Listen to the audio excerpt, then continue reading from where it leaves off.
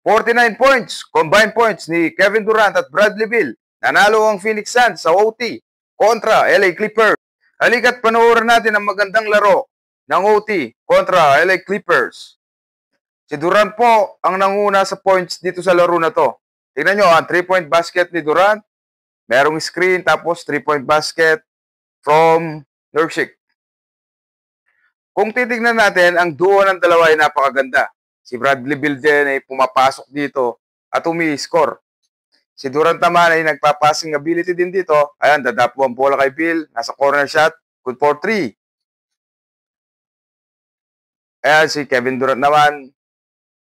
Nasa poste. And then drive. Shot. Yan. Tingnan nyo po ang kanilang ginawa kontra LA Clippers. And then natapal din dito si Harden.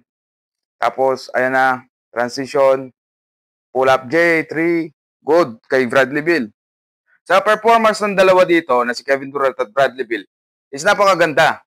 Kasi makikita natin ang ball rotation, tapos may saksak. Tulad nun, sumaksak si Bradley Beal, tapos strong to the basket. Ngayon si Kevin Durant naman, ang gagawa nito sa tabi ng free throw line.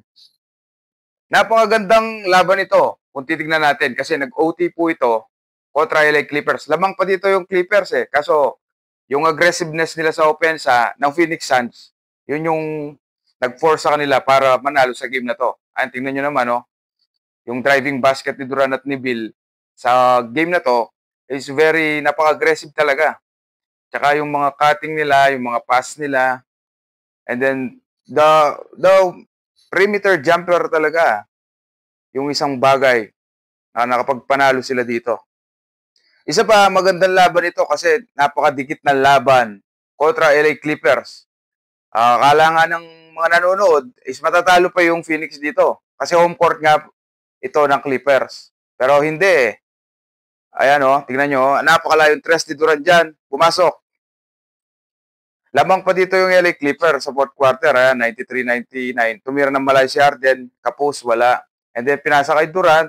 Drive through the basket. Yan. Good for 2 yun. And then timeout yung LA Clippers dito. Napakagandang laban to kung titignan nyo po kasi yung dikitan ng dalawa, halos mag-combine sila ng 50 points eh. 49 points yung dalawa.